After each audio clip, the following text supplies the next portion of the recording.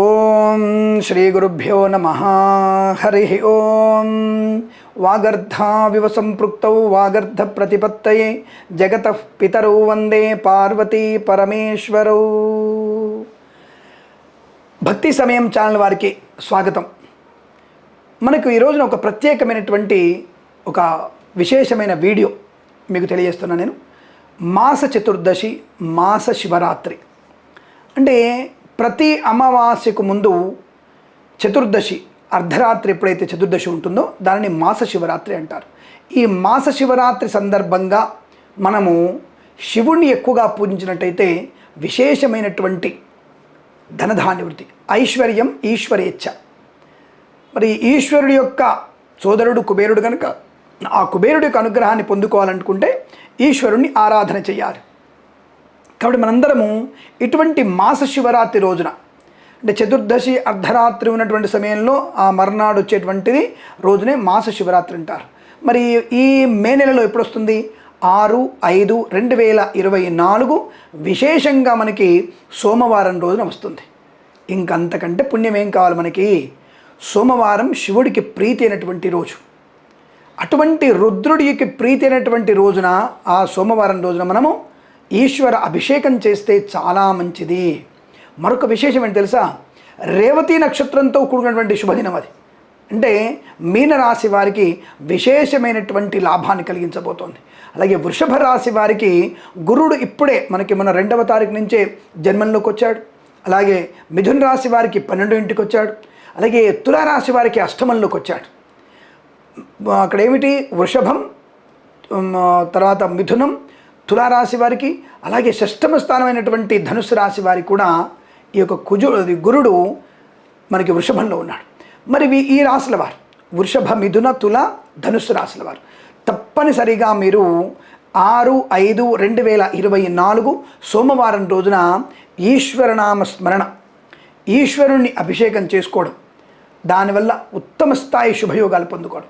అలాగే రేవతి నక్షత్రం మీనరాశి వారికి ఇంకా విశేషం. ఇంకా ఆ రోజు రేవతి నక్షత్రంతో ఉన్నటువంటి వారం కనుక సోమవారం ప్రీతి, రేవతి నక్షత్రం స్వామివారికి అనుకూలవంతమైన నక్షత్రం. అలాగే ఆ రోజు మనకి సోమవారం కావడం విశేషమైనటువంటి రోజు మాస శివరాత్రి. కాబట్టి ఇవన్నీ కలిసి రావడం వల్ల మనకి తప్పకుండా మీకు ఆర్థిక లాభాలు, ఆరోగ్య లాభాలు పొందుకునే శుభయోగంగా చెప్పబడుతోంది. మరి ఈ యొక్క 6/5/2024 సోమవారం రోజున ఏ సమయంలో పూజ చేస్తే మంచిది? బాగా గుర్తుపెట్టుకోండి.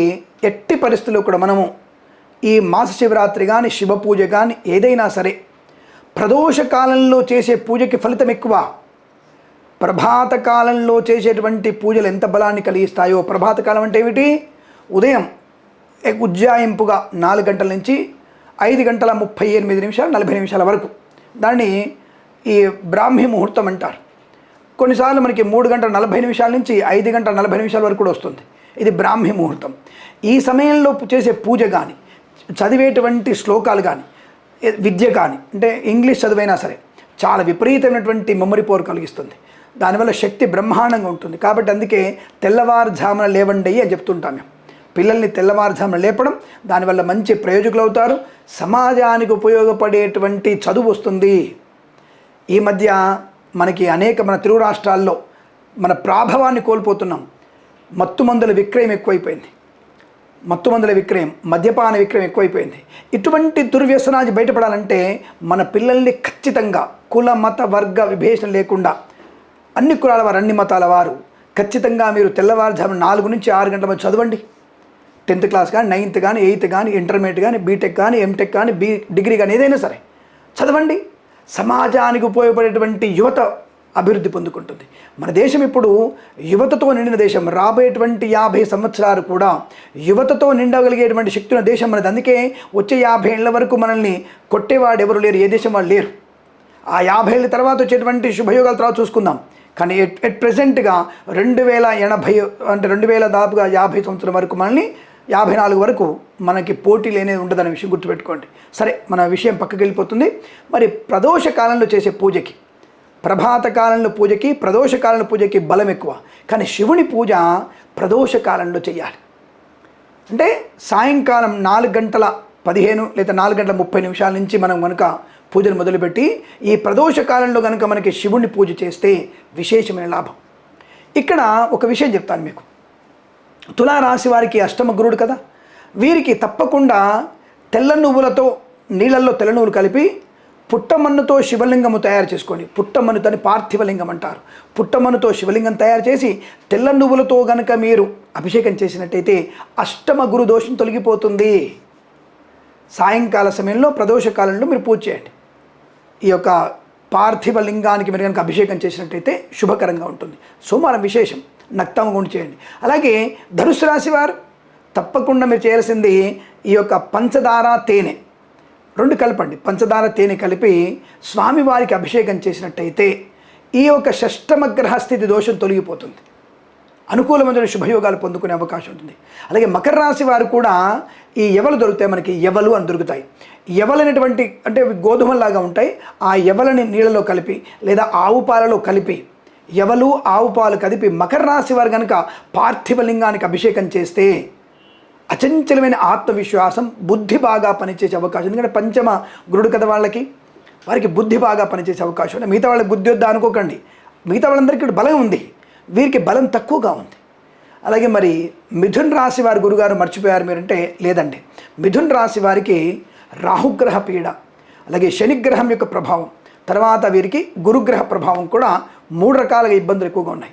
అందుకే ఆగస్టు తర్వాత వీరికి లాభం ఉంది కనుక వీరు తప్పకుండా ఈ మాస శివరాత్రి రోజున ఖచ్చితంగా పూజ అభిషేకం చేసుకోవలసిన వాళ్ళు తులారాశి తర్వాత వెంటనే మిథున్ రాశి వారు.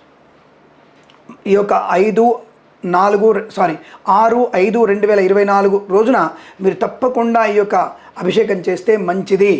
పార్థివలింగానికి ప్రదోషకాలంలో పూజ చేయండి. మరి వీరు ఏ పదార్థాలు వేయాలి?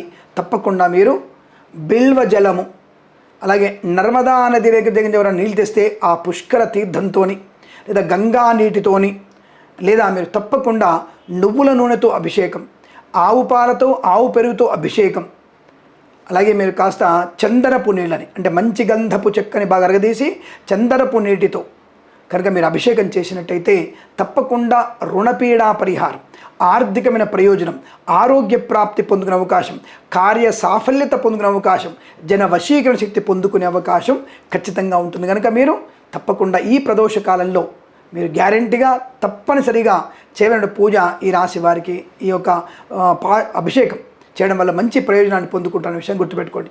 అలాగే మరి వృషభ రాశి వారు ఏ పదార్థంతో చేయాలి? వృషభ రాశి వారు ఖచ్చితంగా మీరు చేయాల్సింది పంచామృతములతో పాలు, పెరుగు, తేనె, నెయ్యి, పంచదార ఈ 5 రకాల పదార్థాలతో ప్రదోష కాలంలో శివుడికి కనుక మనం పూజించినట్టయితే, పార్థివలింగాన్ని పూజించినట్టయితే వృషభ రాశి వారికి పట్టుదల నుంచి అంటే అధిక పట్టుదల నుంచి బయటపడతారు. అలాగే జాఢ్యం, బద్ధకం నుంచి బయటపడే అవకాశం ఉంటుంది. కనుక మీరందరూ కూడా ఈ రోజున ఈ యొక్క 6/5/2024 సోమవారం రోజున అభిషేకం చేసినట్టయితే శుభం కలుగుతుంది. అలాగే మీనరాశి వారికి తప్పనిసరిగా జలాభిషేకం చేసుకోవడం వల్ల విశేషమైనటువంటి లాభము, ఆనందాన్ని పొందుకుంటారు. కాబట్టి ఈ రాశుల వారు ఈ రేవతి నక్షత్రంతో కూడుకున్నటువంటి సోమవారము అలాగే మాస శివరాత్రిని తప్పకుండా వినియోగించుకొని ఆనందమయ సుఖజీవనాన్ని, శుభయోగాలు పొందాలని కోరుకుంటూ స్వస్తి ప్రజాభ్య పరిపాలయంతాం న్యాయేన మార్గేణ మహిం మహేషాః గోబ్రాహ్మణేభ్య శుభమస్తు నిత్యం లోకా సమస్త సుఖినో భవంతు. ప్రేమతో మీ కిరణ్ శర్మ.